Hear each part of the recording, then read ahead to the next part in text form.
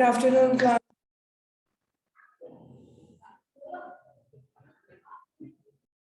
Good afternoon, class. Good afternoon, ma'am. Dear afternoon, ma'am. all, it's about 8 minutes. Ma'am वो अभी class खत्म हुआ है पिछला वाला. Okay, कोई बात नहीं. So today we will discuss about the MCQs of preamble, and we will do almost our syllabus has been completed now. Only 10 to 15% syllabus is left. So we will do the MCQs of the topic that we have covered, right? First topic is preamble. Preamble में आपको पहले भी बताया था कि क्या होता है. थोड़ा सा एक ब्रीफ है इसके बारे में. We the people of India have solemnly resolved to constitute that India into sovereign, socialist, secular, democratic and republic and it's to secure all its citizens justice, social, economic and political right. Liberty of thought is their expression, belief, faith and worship. Quality of status and opportunity and to promote among all of them. Fraternity, assuring the dignity of the individual and the unity and integrity of the nation. So, moving ahead, first question is which of the following is described as the soul of the Constitution?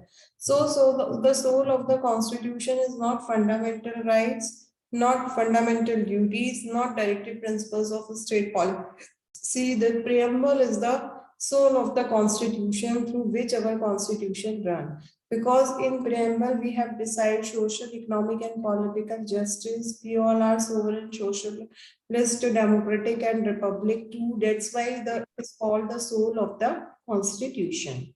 Next, the preamble to the Indian Constitution is based on किस पे based है? Philosophy of India? No. Objectives, resolution drafted and moved by Pandit Nehru. The objective of the this preamble is drafted by Mr. Pandit Jawaharlal Nehru. Indian religious concept? No. It has all been framed by Pandit Jawaharlal Nehru. Next is the term we in preamble means. What is the meaning of we in the preamble? We is People of India. People of India, right? The Indian government, Supreme Court, Indian Parliament. No, we the people of India are socialist, secular, democratic republic and based on social, economic and political justice. Fine. Next, Indian Constitution ensures justice in which of the following form? Which of the following form? हम किस form में justice को पसंद करते हैं? Socially भी we feel like कि हाँ there is no distinction on the basis of any caste, creed, color or sex. Economically, we want equal distribution of wealth among all the people. Politically, we are democratic. So our Indian Constitution ensures justice on the three concepts: social, economic and political. Right. Question number 5. Preamble has been amended by the Amendment Act. कौन सा Amendment Act था?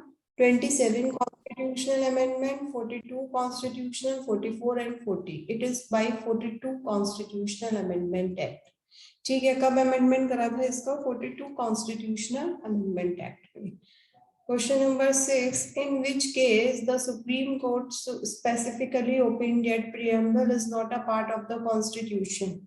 Preamble हमारे Constitution का part नहीं है. It is the soul. ठीक है, जैसे कहते हैं ना कि सोल दिखती नहीं है. हम भी हैं present. I am also physically present over here. ठीक है, दिल दिखाई देता है. दिल हमारी बॉडी का एक पार्ट भी है. ठीक है, बट जो सोल होता है ना, जो कहते हैं कि दिल से भी अंदर की चीज होती है, वो हमें दिखाई नहीं देती. बट इट इज और बाकी जितने पार्ट हैं वो हमें दिखाई देते हैं और उनके एक के भी किसी हार्म होने से हमें हार्म होता है. तो that's why constitution is this called the soul of the constitution, not it is called a part of the constitution. ये part नहीं है constitution का, ये soul है, ये उसको आत्मा प्रदान करता है. तो ये कब consider नहीं करा गया part of the constitution?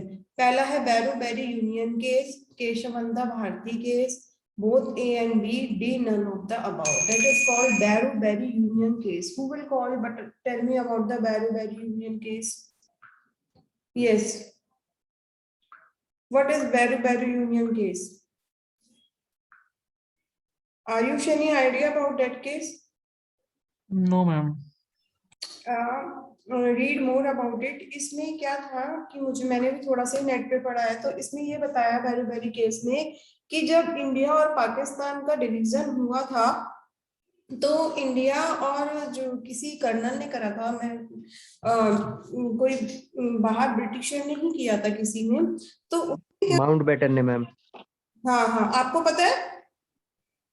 Ma'am पूरा एग्जैक्ट तो नहीं पता, थोड़ा थोड़ा पता है। बताओ जितना पता है आपको, बिकॉज मैम मैम उस टाइम पे शायद मुस्लिम लीग के जो जिन्ना थे वो मतलब इस पाकिस्तान चाह रहे थे, और मैम यूके के पहले जो वो थे, जो भी गवर्नर जनरल थे, वो मतलब इसके अगेंस्ट में थे कि पाकिस्तान इंडिया का पार्टीशन नहीं होना चाहिए।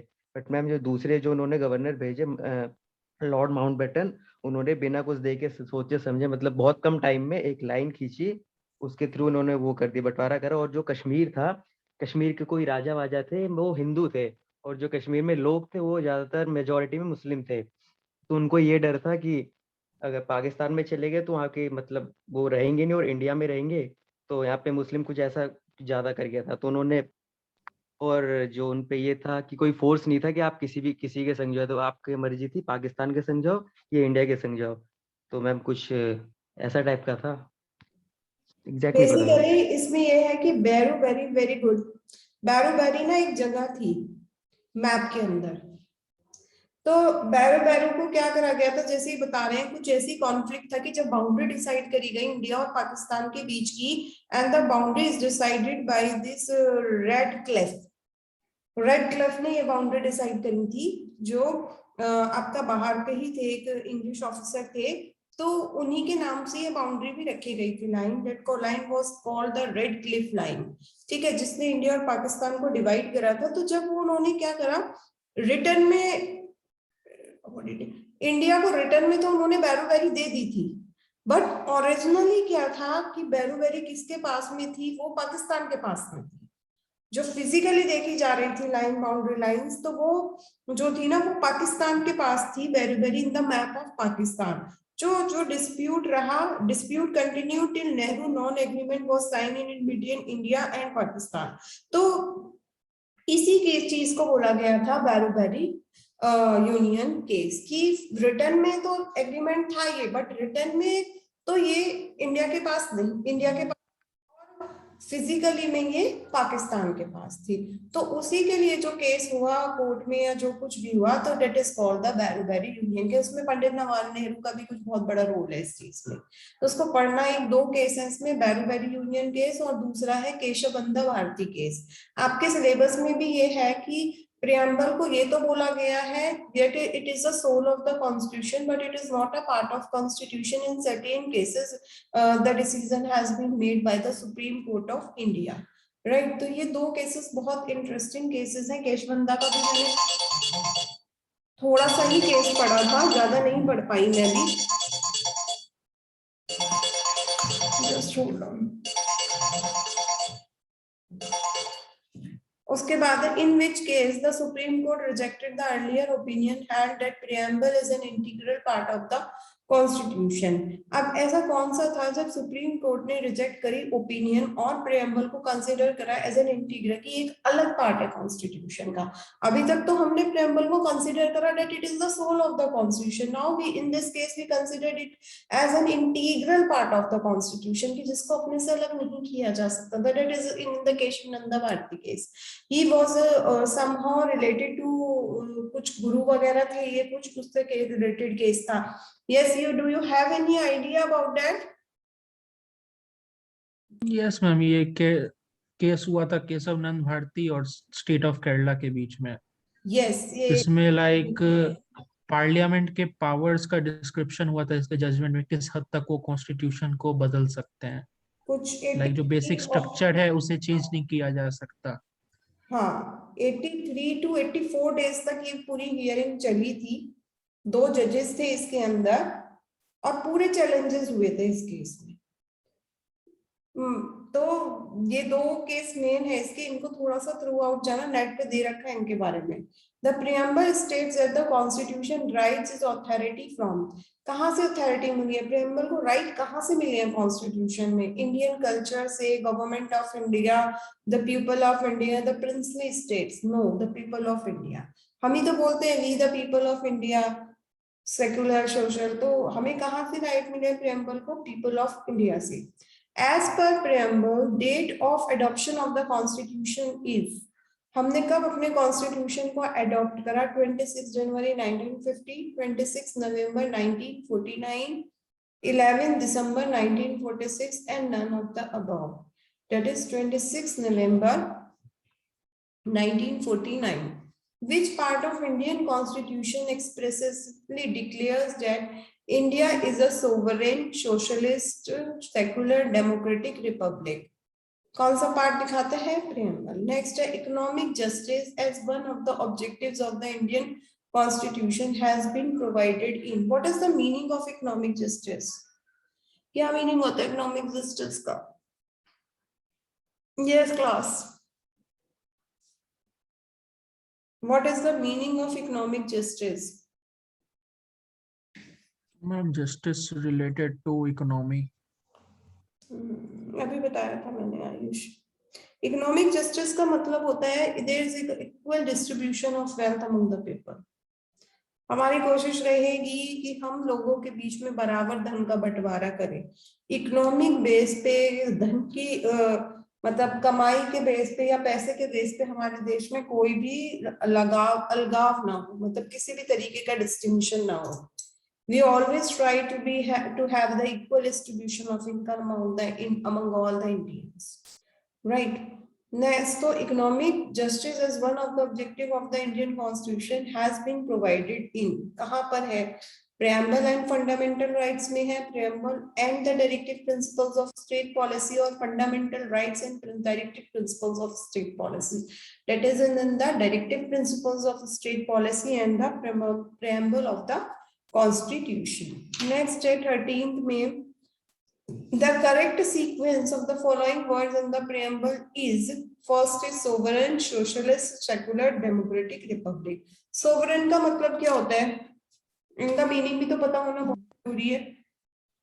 मैम, कोई बाहर वाला हमारे इंटरनल मैटर्स में इन्वॉल्व नहीं हो सकता, इंटरफेयर नहीं कर सकता।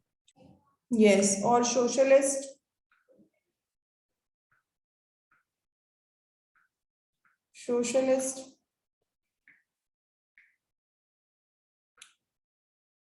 yes, what is the meaning of socialist?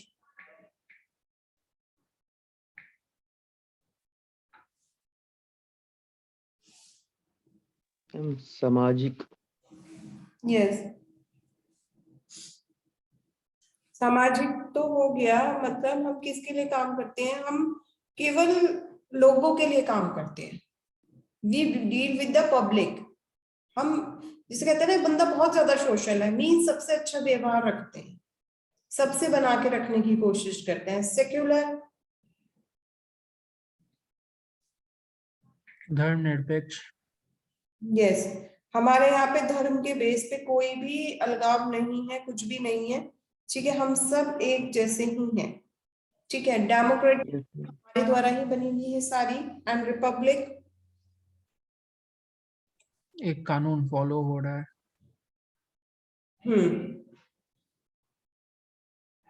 हमारी इलेक्टेड गवर्नमेंट है और हमारी मर्जी से बनी हुई है, ठीक है। We are following the elected government, right. तो सारे वर्ड्स का मीनिंग क्लियर है, कुछ भी हो सकता है एग्जाम में आपसे किसी भी वर्ड का सेपरेटली मीनिंग पूछ लें। नेक्स्ट है the constitution of which country was the first to begin with the preamble. कौन सी कंट्री में फर्स्ट शुरू हुआ था? That was in USA, United States of America. 15 the ideal of social justice, economic and political in the preamble draw its inspiration from। कहाँ से मिली इसको? Justice होने की, जो हमने जस्टिस के 3 कंसेप्ट रखे हैं कि हम सोशली भी जस्टिस करते हैं, इकोनॉमिकली भी जस्टिस करते हैं, पॉलिटिकली भी जस्टिस करते हैं। That concept has been taken from the Russian revolution. Russian revolution हमने पढ़ा ही है। The ideals of liberty, equality and fraternity in the preamble has been taken from French Revolution. जो भी हमारे यहाँ लिबर्टी है, इक्वालिटी है, फ्रेटर्निटी है, that we all have taken from French Revolution. What is the meaning of liberty? What is the meaning of liberty?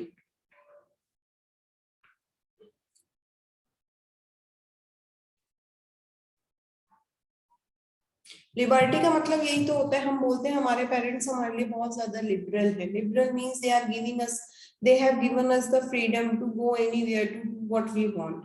So हमारा constitution कैसा है, जो हमारे प्रियम्बल है उसमें लिबर्टी है कि हम कहीं भी जा सकते हैं, जो कुछ हम करना चाहते हैं वो कर सकते हैं. इक्वालिटी है, सबको बराबर समझा जाता है. And fraternity is also there. Yes, meaning of fraternity, और जिसमें हम सब लोग एक जैसे एक ही समाज के बिलोंग करते हैं. या फ्रेटर्निटी का मतलब होता है बेसिकली एक ही प्रोफेशन से होते हैं. Next, which of the following is true about preamble? It is a source of power to legislature and a source of prohibition upon the powers of legislature. No, it is not any kind of power, right? It is not justifiable. You cannot take justice on the basis of preamble. Its provision are enforceable in courts of law. ये हम क्या, अगर हमारे preamble में हमारे साथ कुछ भी गलत होता है या कुछ भी है तो क्या हम उसको कोर्ट में ले जा सकते हैं? No, we cannot sue it in court. So these all 3 points are wrong. Next, what does the term secular means in the Indian context? Secular का मीनिंग क्या होता है? सेक्युलर का मीनिंग होता है all religions are equal in the eyes of the government and the state does not uphold any particular religion as its official religion. कि हमारे सारे रिलीजन हमारे लिए इक्वल है, whether they are in a minority और whether they are in a majority. ठीक है, जैसे हमारे यहाँ माइनॉरिटी जैनिज्म माइनॉरिटी में है हमारे यहाँ, but we can not force anybody to have Jainism और we can not force anybody to become Christian. They are in minority, but we cannot force anybody. So secular means we have the right to choose the religion which we want to, right? आपने देखा भी होगा कि मुझे जोश पे, शायद जोश ऐप ही है एक, जोश ऐप पे ना एक मुस्लिम है, अभी बना है वो पहले एक हिंदू था, बट उसने 2 मैरिजेस कर ली. मुझे उसका नाम याद नहीं आ रहा. उसकी वाइफ दोनों सेम ही कपड़े पहन के वीडियो भी अपलोड करती हैं. आ रहा है किसी को नाम याद? तो उसने केवल हिंदू धर्म में 2 वाइफ्स रखना अलाउड नहीं है, तो केवल उसने इसी वजह से अपना धर्म चेंज करा है, और जो है कि वो 2 वाइफ है उसके अपना धर्म चेंज करा है, और अभी केवल इसी वजह से. तो इसका मतलब ये है कि हमारे देश में किसी के लिए भी कोई भी फोर्सली अवॉइड नहीं है कि हाँ उसे उसी चीज का, everyone is free to have the religion according to him और her. Special importance to a religion related to minorities? No, मैंने अभी आपको ये बात बोली थी. One religion is promoted by the government? No, government does not promote any type of religion, right? None of the following. So all religions are equal in the eyes of the government. Government gives opportunity to every religion. Okay, every festival is celebrated over here. The 42 constitutional amendment added which of the following 4 words in the preamble? That is socialist. 42 amendment में हमारे यहाँ पर कितने words add हुए थे? 4th word जो add हुआ था, that was not Indians. Right? Sovereign, socialist, democratic, it was republic. Next है question number 21. The word sovereign mentioned in the preamble implies, क्या बताता है ये हमें? कि India is my independent state. India एक इंडिपेंडेंट स्टेट है, और India is neither a dependency. India is neither a dependency nor a dominance of any other religion. India is free to conduct its own affair. All of the above. Sovereign का मतलब है कि yeah, India is an independent state. We all are free to do anything. We are not depending on any of the nation. हम अपने affairs internal or external as well as we can conduct by ourselves. So all are true in context of sovereign. Which of the following statement is true? India membership of the Commonwealth Game of Nations does not affect India's sovereignty in any manner. India's membership of United Nations organization does not limit India's sovereignty. India can neither acquire a foreign territory or cede its territory in favor of a foreign trade. All of the above. All of the above means सारे statements true हैं India के context में. India can, इसमें first है India membership of the Commonwealth. India की sovereignty पे कोई effect नहीं डालती है इससे, ठीक है. इंडिया की कॉमनवेल्थ गेम खेलने की. India membership of the UNO does not limit sovereignty. India की सोवरेनिटी को लिमिट करती है? No, it doesn't like that. फिर उसके बाद है India can either acquire a foreign territory, cede a part of. Yes, it can. Next, till now the preamble to the Constitution of India has been amended for how many times? अभी तक कितने times हमारा preamble amend हुआ है? केवल one time हुआ है, that is called 42 amendment. ठीक है. In which of the following are the basic aims and objectives of the Indian Constitution as discussed? That is preamble. Which among the following statement is correct? कौन सी statement correct है? The objective resolution passed by Pandit Jawaharlal Nehru was that becomes the preamble to the Constitution. Preamble is enforceable in the court of law. No, it cannot be enforced in the court of law. Preamble has been amended only once in 1976. Right. Preamble proves that the sovereignty lies ultimately with the Indian people. Next, 42 constitutional amendment was done in which year? 1976. It was done in 1976. Just hold on, class. Hello. हाँ जी ma'am. Ma'am मेरा तो अभी lecture चल रहा है, अभी 2:20 तक है. उसके बाद अभी हम अभी तक लेक्चर ही ले रहे हैं, जब से सुबह से 4th लेक्चर चल रहा है हमारा. मैम 3 o'clock तो नहीं पॉसिबल है, अभी सर का चलेगा 3 o'clock. उसके बाद हम दोनों बैठ के अपडेट करेंगे, तो मैं आपको 4 o'clock दे पाऊंगी. ओके, ठीक है. Which among the following is the outcome of Kesavananda Bharati versus State of Kerala case? क्या आउटकम निकला था केशवनंद भारती केसेस का जो केरला केस के साथ हुआ था? Preamble is a part of the Indian Constitution and subject to amending powers of the Parliament. Preamble जो है हमारे कॉन्स्टिट्यूशन का एक पार्ट है. In case it is an amending part of the Constituent Parliament. Preamble is not a part of the Indian Constitution, subject to amending power of the Parliament. Preamble is a part of, but no subject to amending power of the Parliament. Preamble is not a part of the Constitution, but is subject to the amending power of the Parliament. Means कि preamble जो है part है हमारे Constitution का, but subject ये है कि उसकी जो powers है वो amend हो सकती है. ठीक है. Next, a preamble to the Indian Constitution aims at securing dignity of the individuals and unity and integrity of the nation. किस चीज पे मुझे फोकस करता है कि डिग्निटी बनी रहे सबकी, एंड सब एक साथ रहें और सब मिलजुल कर रहें. Next, what is the meaning of equality in the Indian Constitution? Lack of opportunities? No, it is a negative sense word. Second, lack of equality? No, it is also a negative word. Absence of a special privilege to any section of the society. It means we have not given any privilege to any special person of the society, and provisions of adequate opportunities for all individuals without any discrimination. We have given opportunities to everyone without any discrimination. हमने किसी के base पे कोई discrimination नहीं करा है, caste, creed, color, sex के base पे. We have given opportunity to everyone. Next, 30. Which of the following terms was not included in the Union of Trinity by Dr. B.R. Ambedkar in his concluding speech in the Constitutional Assembly? कौन सा Union of Trinity में नहीं था उनके? That was flexibility. First, liberty था, equality था, fraternity था. Only the word flexibility was not there. Next, the fundamental philosophy underlying. Ayush मेरे को स्क्रीनशॉट भेज देना बेटा अटेंडेंस का, ठीक है? The philosophy underlying that the Indian Constitution was embodied quite early in the objective resolution which was moved in the first session of the Constituent Assembly. जो philosophy थी Indian Constitution की वो first किसने prescribe करी थी first session में? That was prescribed by Pandit Jawaharlal Nehru, right? So this 30 questions belong to the preamble of the Constitution. If you want, I can share with you. They are all with answers, right?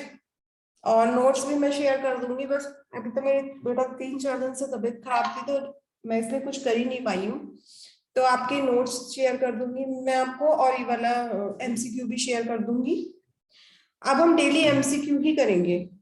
Daily more and more MCQ करेंगे एक एक topic के लेके. तो जितना भी करेंगे कुछ तो हमें एग्जाम मिलेगा. कुछ पता लगा आपको आपके एग्जाम किस मोड में होंगे? अब मैम ऑफलाइन होना है पेन पेपर अभी. अच्छा कंफर्म हो गया आपकी बार?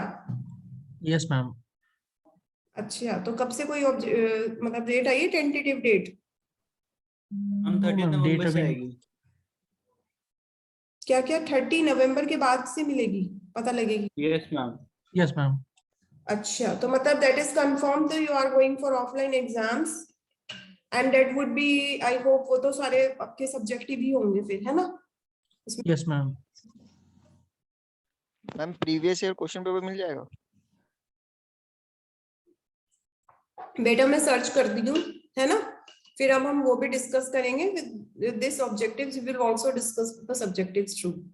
ठीक है, क्योंकि सब्जेक्टिव डिस्कस करना बहुत ज्यादा जरूरी हो गया अगर आपके ऐसे एग्जाम्स हो रहे हैं तो. राइट, आपको पता होना चाहिए कि कितना हमें उसके अंदर लिखना है. अभी तक आपने कितने सेमेस्टर्स में दिए हैं? एक सेमेस्टर. केवल एक ही सेमेस्टर में दिए हैं सब, मतलब subjectives? Yes ma'am first semester. हम लीट वालों ने तो एक भी नहीं दिए. ओके तो फर्स्ट में तो आप लोगों को भी कोई ज्यादा अच्छा एक्सपीरियंस नहीं रहा होगा फिर, क्योंकि यस मैम, इसका फॉर्मेट भी चेंज है पेपर का. अच्छा अब फॉर्मेट भी चेंज हो गया पेपर का? क्या फॉर्मेट हुआ है? Yes ma'am. 25 नंबर का एग्जाम है. 25-75 हो गया है. 25 एक्सटर्नल का. 25 एक्सटर्नल? Yes Yes, ma'am. और ma'am. 75 इंटरनल. इस सेमेस्टर भरे क्योंकि मिड में ऑफलाइन वाला स्कीम आया है तो. अच्छा तो if you will give more assignments, if you will do give them MCQ, then you will get more marks, right? Yes ma'am. Ma'am हम लेकिन आप अच्छे पास तो मार्क्स दे उसमें देना भी बस. होना पड़ेगा. पास तो फिर भी एक्सटर्नल में होना पड़ेगा. Yeah, it is true, but ऐसा होता है ना कि like अगर आपका सब्जेक्टिव एग्जाम में क्वेश्चन 10 मार्क्स का आता है और एक क्वेश्चन आपका 5 मार्क्स का आता है लॉन्ग क्वेश्चन, तो उसमें एक राइटिंग मटेरियल में डिफरेंस आ जाता है ना कि इन 5 सारे 5 मार्क्स के हैं. सिर्फ जो फर्स्ट क्वेश्चन होगा वो कंपलसरी है, उसमें 10 होंगे, वो शॉर्ट होंगे 1-1 मार्क्स का, आई गेस. ओके तो that is one word answer. Yes ma'am.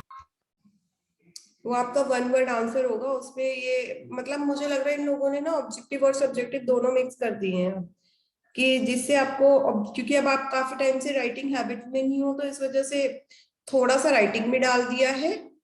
और ऑब्जेक्टिव्स की आदत मल्टीपल की हो गई है तो मल्टीपल न डाल के वन वर्ड डाल दिए है कि ढंग से पढ़ा जाएगा.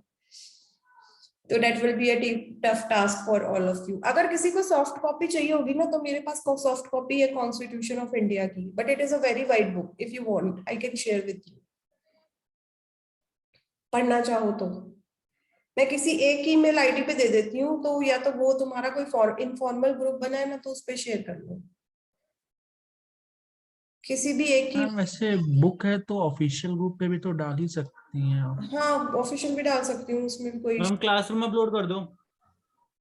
ठीक है क्लासरूम में मैं अपलोड कर देती हूँ और नोट्स भी दे देती हूँ मैं जो मैंने बना रखे हैं. ज्यादा तो नहीं है वो, जितना जो आपको पढ़ाती हूँ वही है मेरे पास नोट्स भी, है ना. और ये ले लो, ये वाला है ऑब्जेक्टिव. बाकी ऑब्जेक्टिव्स और सब्जेक्टिव्स हम दोनों कंटिन्यू रखेंगे बिकॉज आप अगर ऑब्जेक्टिव करोगे ना तो वो आपको वन वर्ड में हेल्प आउट करेंगे ही करेंगे, डेफिनेट है.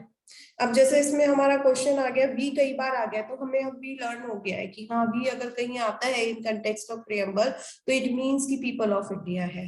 ठीक है, जैसे अब इसमें आया अमेंडमेंट आया है कि कितने अमेंडमेंट हो चुके हैं अभी तक हमारे प्रियम्बल में, तो अभी हमें पता लगा कि एक ही हुआ है, उसको हम 42 बोलते हैं. अब जस्टिस है, जस्टिस हमारे प्रियम्बल में किन 3 बेस पे लेके दिया गया है, तो सोशल, इकोनॉमिक, पॉलिटिकल दिया गया है. ठीक है, सारे कर्ता धर्ता प्रियम्बल के कौन है? पंडित जवाहरलाल नेहरू है। ठीक है, कहाँ से इसका ओरिजिन हुआ है? बताओ कहाँ से हुआ है इसका ओरिजिन? अभी तो पढ़ा है हमने। फर्स्ट कहाँ पे था ये? यूएस। यूएसए में था। ठीक है, तो मतलब मोटे मोटे जो क्वेश्चन इससे रिलेटेड बन सकते थे वो हमारे सारे कवर हो गए वन वर्ड की फॉर्म में।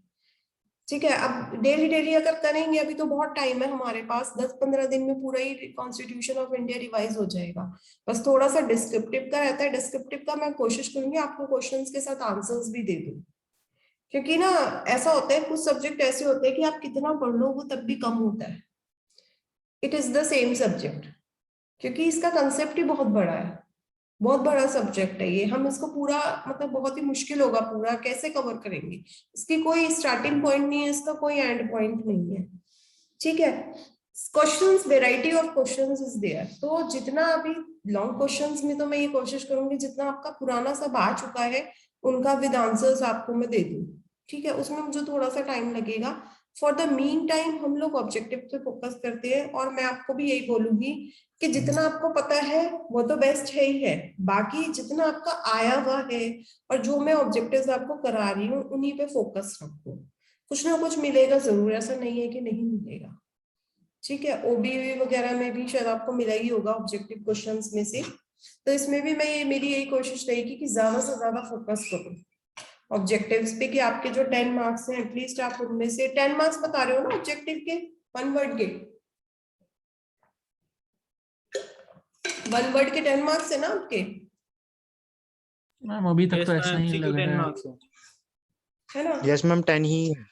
हाँ, तो 10 में से आप कम से कम 6 तो मिनिमम ले ही लो, 50% तो स्कोर कर ही लो कैसे न कैसे। ठीक है, बाकी लाइब्रेरी में तो ऐसी कोई प्रिस्क्राइब बुक है ही नहीं इसकी, है ना? मिली आपको लाइब्रेरी से कोई बुक?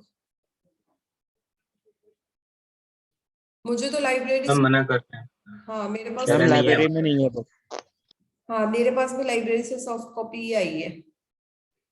अगर आप पढ़ना चाहते हो तो मैं आपको सॉफ्ट कॉपी शेयर कर दूंगी, उसमें कोई इशू नहीं है, बट बहुत बड़ी है वो soft copy, it is of ISPCS level book है, तो अगर चाहिएगा तो मैं दे दूंगी, उसमें कोई इशू नहीं है। पढ़ने बुक्स में ऐसा कुछ नहीं होता कि हाँ किसी एक बेस पे ही डिसाइड होती है। ठीक है, तो दैट्स ऑल फॉर टुडे। कल हम दूसरे ऑब्जेक्ट करते हैं। ठीक है, अब हमारा यही रहेगा test MCQs and more MCQs will be there. ठीक है क्लास, ओके, गुड बाय।